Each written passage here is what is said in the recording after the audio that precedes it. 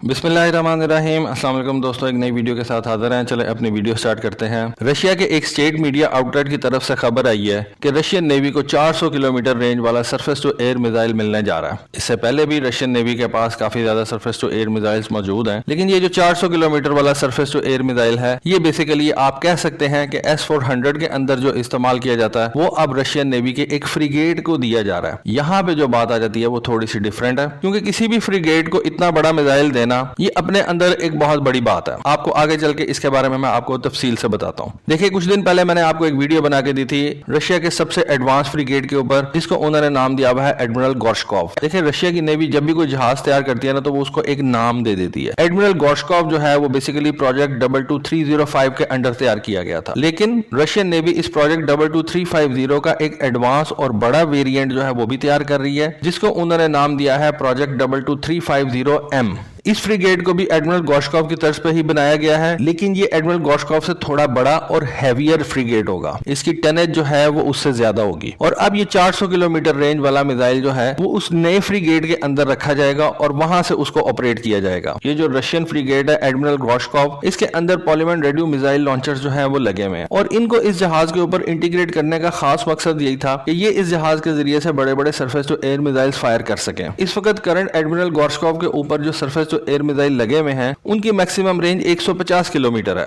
लेकिन जब ये 400 किलोमीटर रेंज वाला मिसाइल इन फ्रिगेट्स के ऊपर इंस्टॉल कर दिया जाएगा, तो फिर इन फ्रिगेट्स का जो कंट्रोल एरिया होगा वो करंट एडमिरल गोर्शकॉव से तकरीबन 7 गुना ज्यादा बढ़ जाएगा, क्योंकि सरफेस टू एयर मिसाइल जो है वो 360 डिग्री की प्रोटेक्शन देते हैं। तो ये जो नए और बड़े एडमिरल गोर्शकॉव होंगे उनका जो कंट्रोल एरिया है वो पुराने और छोटे एडमिरल गोर्शकॉव से 7 गुना ज्यादा बढ़ जाएगा। कहा यह जा रहा है कि ये जो 400 किलोमीटर वाला मिसाइल है ये बेसिकली 40N6 ही है, जो कि इस वक्त रशियंस अपने S-400 एयर डिफेंस सिस्टम के अंदर इस्तेमाल करते हैं। या आप कह सकते हैं कि जो रशियन आर्मी अपने S-300V4 सिस्टम के अंदर 9M82MD मिसाइल इस्तेमाल करती है, ये उसका एक डेरिवेटिव होगा, और इसको शिप के ऊपर रख के शिप के surface to air missile system की जो रेंज है वो 400 किलोमीटर तक बढ़ा दी जाएगी। अब रशिया ये क्लेम करता है कि ये मिसाइल किसी भी लो फ्लाइंग फाइटर साइज एयरक्राफ्ट को जो है वो एंगेज कर सकता है, क्योंकि ये मिसाइल पहले एक्सट्रीम एल्टीट्यूड के ऊपर जाएगा और उसके बाद वहां से ये डिसेंड करेगा और अपने इन बिल्ट एक्टिव सीकर के जरिए से ये टारगेट को जो है वो एंगेज करेगा, लॉक करेगा और फिर उसके ऊपर हमला करेगा।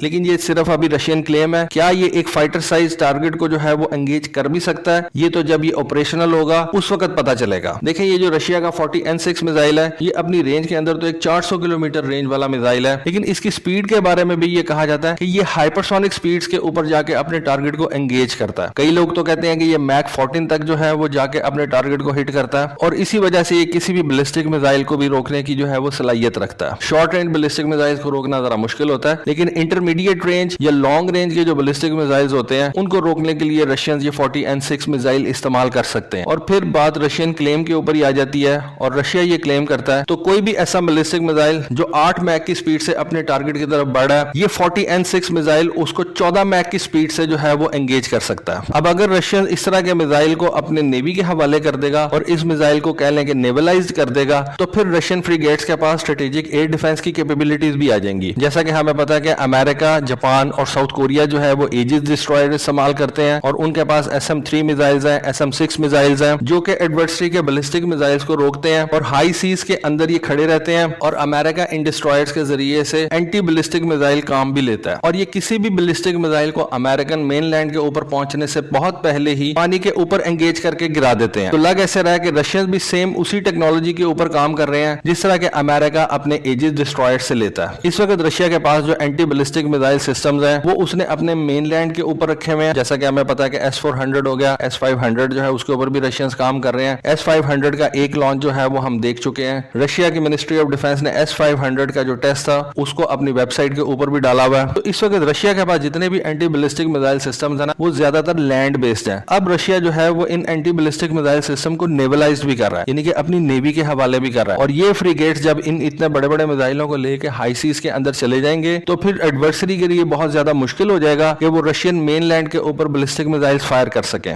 इससे पहले हम ये जानते हैं कि रशिया की नेवी ने ये जो अपना S-300 सिस्टम है इसको भी नेवलाइज किया हुआ है, और इनको अपने डिस्ट्रॉयर्स और क्रूजर्स के ऊपर जो है वो हाउस किया हुआ है। और कोल्ड वॉर के अंदर रशियन शिप्स जो हैं वो लॉन्ग रेंज एयर डिफेंस का भी काम करते थे, और उसके अलावा रशिया अपने इन डिस्ट्रॉयर्स या क्रूजर्स के जरिए से एंटी शिप कार्रवाइयां भी करवा लेता सकता था, लैंड अटैक के ऊपर भी क्रूज मिसाइल जो है वो फायर करवा सकता था। और काफी देर से हम ये सुनते चले आ रहे थे कि रशिया S-400 मिसाइल सिस्टम का एक नेवलाइज्ड वेरिएंट जो है वो भी तैयार कर रहा है और इस नेवलाइज्ड वेरिएंट के अंदर ये 40N6 मिसाइल जो है उसको भी रखा जाएगा। पहले ये ख्याल किया जाता था कि रशिया इस 40N6 मिसाइल को अपने किरोव क्लास क्रूजर के ऊपर जो है वो हाउस करेगा। किरोव क्लास क्रूजर जो है वो अपने अंदर एक बहुत बड़ा शिप है, इसके ऊपर भी कभी आपको वीडियो बना के दूंगा। हम अमेरिकन टिकोंटिरोगा क्लास के क्रूजर्स की बात करते हैं, चाइना के टाइप 055 क्रूजर की बात करते हैं, लेकिन बहुत से लोगों को अभी ये किरोव क्लास क्रूजर के बारे में इतना नहीं पता। ये अपने अंदर भी एक बहुत बड़ा मॉन्स्टर जहाज है। अभी इसकी रिफर्बिशमेंट जो है वो चल रही है और समझा यह जाता था कि ये जो S-400 का नेवलाइज्ड वेरिएंट है उसको रशिया अपने किरोव क्लास क्रूजर्स के ऊपर हाउस करेगा, लेकिन उसका जो रिफर्बिशमेंट है वो अभी थोड़ा सा हो सकता है लेट हो गया हो। और रशिया ने ये डिसाइड किया है कि वो इस 40N6 मिसाइल को जो उसने अपनी नेवी के लिए तैयार किया है उसको मजीद डिले नहीं करेगा और इन मिसाइलों को किरोव क्लास क्रूजर्स की बजाय अपने गोर्शकोव फ्रिगेट्स के ऊपर ही रख देगा,